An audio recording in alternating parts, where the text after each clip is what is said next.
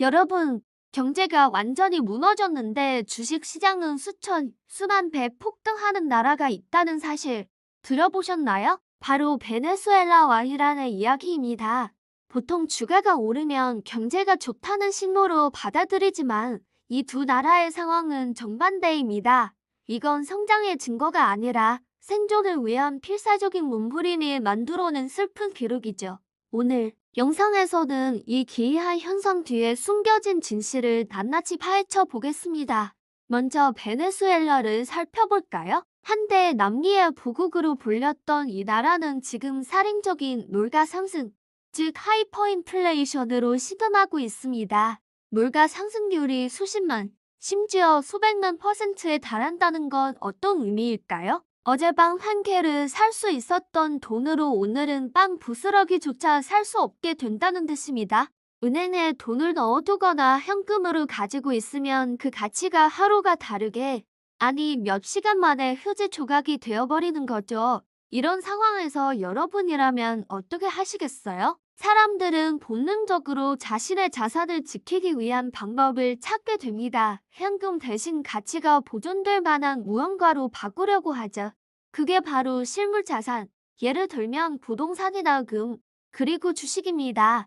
베네수엘라 국민들은 가만히 앉아서 재산을 잃으니 차라리 기업의 소유권을 나타내는 주식으로 바꾸는 편이 낫다고 판단한 겁니다. 이러한 움직임은 거대한 파도처럼 주식시장으로 밀려들었습니다. 너도 나도 주식을 사려고 하니 당연히 주가는 폭등할 수밖에 없었죠. 어떤 종목은 수천 배, 수만 배씩 오르기도 했습니다. 숫자만 보면 엄청난 부자가 된 것처럼 보이지만 이건 사실 부의 착시 현상에 불과합니다. 주가가 만 배 올랐다 한들 물가 역시 만 배 이상 올랐다면 실제 구매력은 오히려 떨어진 셈이니까요.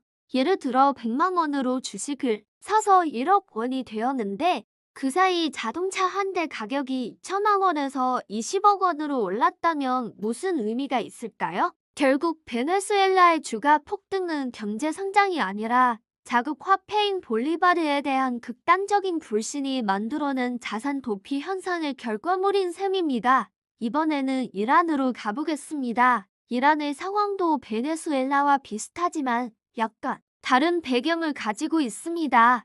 이란은 오랜 기간 미국의 강력한 경제 제재를 받아왔습니다. 이 때문에 해외로 돈을 보내거나 달러 같은 안전 자산을 사기가 거의 불가능에 가깝습니다.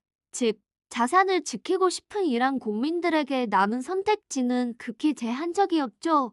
바로 이때 유일한 탈출구처럼 보인 곳이 바로 국내 주식 시장이었습니다. 해외 투자가 막힌 상황에서 막대한 유동성이 갈 곳을 잃고 테헤란 증시를 쏠리기 시작한 겁니다.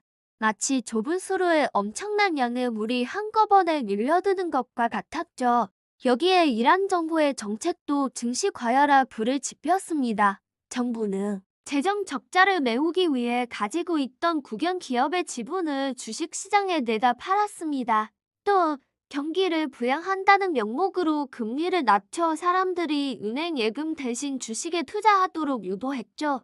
정부가 나서서 주식 투자하세요라고 등을 떠민 셈입니다. 국민들의 절박함과 정부의 인위적인 보양책이 맞물리면서 이란 증시는 그야말로 화화산처럼 타올랐습니다. 하지만 이란의 주가 폭등 역시 기업들의 실적이 좋아서 혹은 경제 펀더멘털이 튼튼해서가 아니었습니다. 선택지가 없는 상황에서 돈이 몰린 결과일 뿐 그 이면에는 제재로 인한 고립과 경제적 어려움이라는 깊은 그늘이 존재합니다. 달러로 환산해보면 주가가 아무리 올라도 실제 자산 가치는 제자리걸음이거나 오히려 감소한 경우가 대부분이었죠. 최근에는 또 다른 변수도 등장했습니다.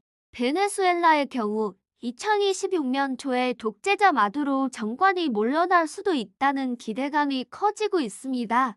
만약 정권이 교체되고 친시정 정책이 도입된다면 미국의 거대 정유사들이 다시 베네수엘라 유전에 진출할 거라는 전망이 나오기 시작했죠.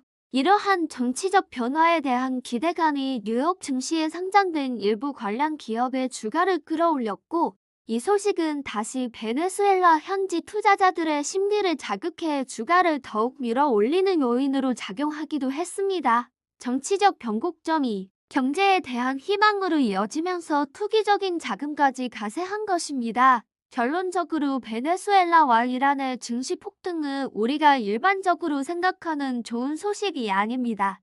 그것은 자국 통화와 경제 시스템에 대한 신뢰가 완전히 붕괴했을 때 나타나는 자산을 지키려는 국민들의 필사적인 몸부림이 낳은 기현상입니다. 기업의 가치가 올라서가 아니라 돈의 가치가 떨어져서 오르는 주가, 이는 실질적인 부의 증가가 아닌 숫자에 불과한 허상일 뿐입니다. 예, 두 나라의 사례는 우리에게 중요한 교훈을 줍니다. 주가 지수라는 숫자 하나만 보고 경제 전체를 판단해서는 안 된다는 것입니다. 그 숫자가 의미하는 진짜 배경, 즉 인플레이션율, 환율, 그리고 국민들의 실질 구매력 등을 함께 살펴봐야만 경제의 민낯을 제대로 볼 수 있습니다. 어쩌면 이들의 슬픈 기록은 안정적인 통화와 건강한 경제 시스템이 우리 삶에 얼마나 중요한지를 역설적으로 보여주는 가장 강력한 증거일지도 모릅니다. 오늘 이야기가 흥미로우셨다면 구독과 좋아요 부탁드립니다. 여러분의 관심이 더 좋은 콘텐츠를 만드는 데 큰 힘이 됩니다. 감사합니다.